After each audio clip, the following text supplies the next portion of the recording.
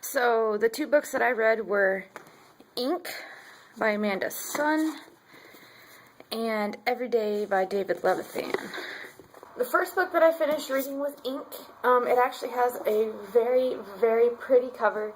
It's very watercolored. I like the back one as well. I think it's super, super pretty. Ink is a book about a girl named Katie whose mother died before the book actually began.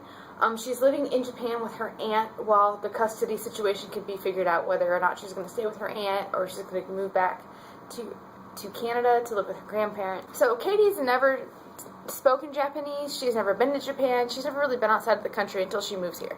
And as soon as she gets here, things start to get a little weird. Katie ends up finding out that the guy, and this book is filled with little drawings like this.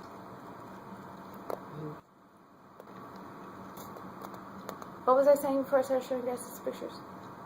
Oh, yeah. Sorry, distracted much.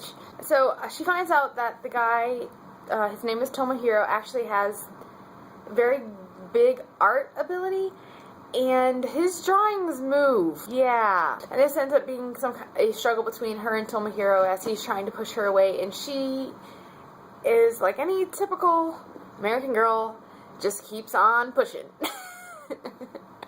I know I do. I can't just handle it and just wait. No, if you're going to challenge me, I'm going to go after you, and I'm going to find out why you're doing that. You have to give me a reason. And ends up being that Tomohiro actually has a connection to the kami, and the kami control ink. Now, that might sound a little lame, but ink is actually pretty dangerous. To make matters worse, somehow Katie is connected to all this madness, and she is actually a catalyst for making the ink do things it doesn't normally do, like, you know, jump off the page to become real. I actually gave this book a 2-star rating, and I know that's really bad. Part of this almost reads kind of like a fan fiction. Like, it's very cliche. It's something that you could have read in any other story. The antagonist of the story isn't that interesting.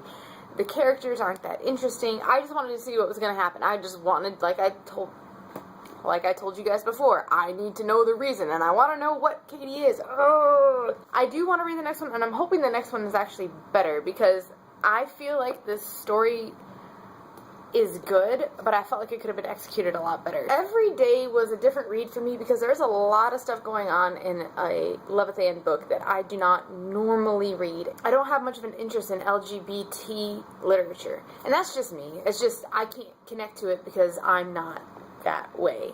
Either way, I picked up this story and I really, really liked it a lot.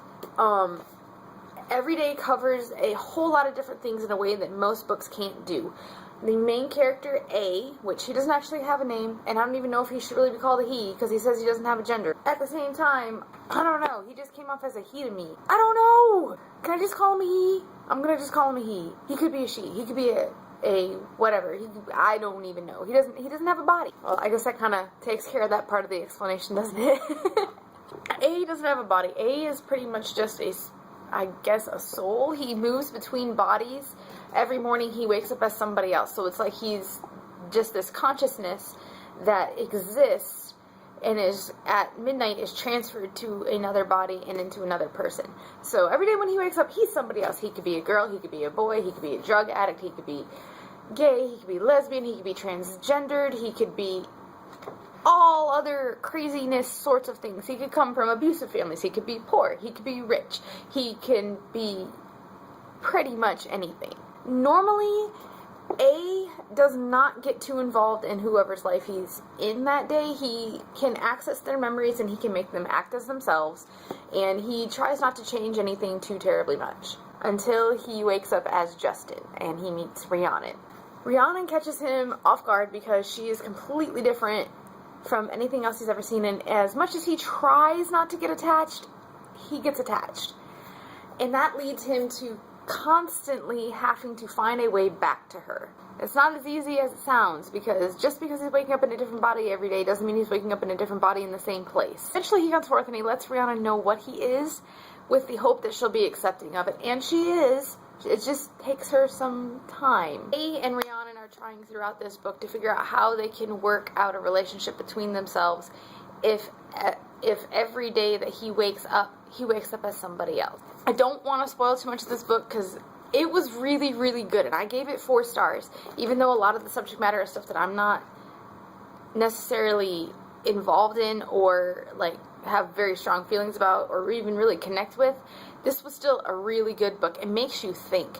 There's a lot of quotes in here that if I could get over not wanting to highlight my pretty books. I can highlight in a textbook all I want, but I can't highlight in fiction. I don't know why. Most of the book is like this. There's a lot of stuff like that that just makes you sit there and think. And because the difference between reading about characters and reading about A is that you're experiencing other people's lives through their body. So you are A can only respond to the body and the control that the body has and the mind and all these other things that we don't understand, somehow are made kind of plain to see in Everyday.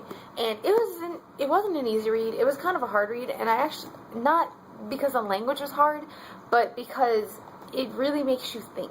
And I spent a lot of time thinking when I read this book, which is why I haven't gotten too far in the next book that I'm reading yet. This one got 4 stars from me, so if you guys like a book that makes you think, definitely read Everyday.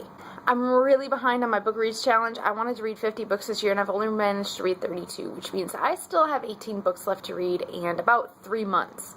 Don't think it's going to happen, but I'm changing my goal to reading 40 books, which I think I can do. I've just been so busy. It's so hard to keep up with my reading when I work as much as I do. As you can tell, I've put away my Kindle and I started back with paper books. I've missed them, and I actually think I'm reading them faster than I'm reading my Kindle. I bring them to work when I have off time. I take them with me on airplanes. They go with me everywhere. There's always a book in my purse, which is really awkward when you're walking around Barnes & Noble and you have a book in your purse. And you don't buy anything because you just look and walk out. Since this was a book squish, I do want to leave you guys with some recommendations off my bookshelf that you guys may not have read and that I'm not going to be able to do reviews on because I've read them earlier in the time of my, yeah, you know what I mean. That way. Not this way, that way.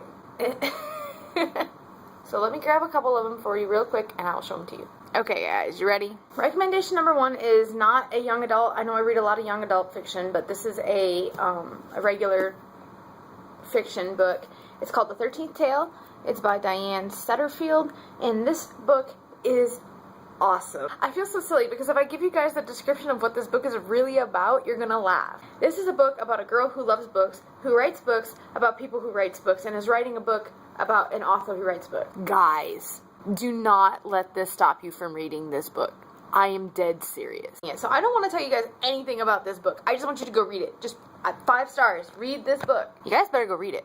I'm gonna be mad. Next book is a young adult book, and I know a lot of people have read this book, so I'm probably just, kicking the dead horse.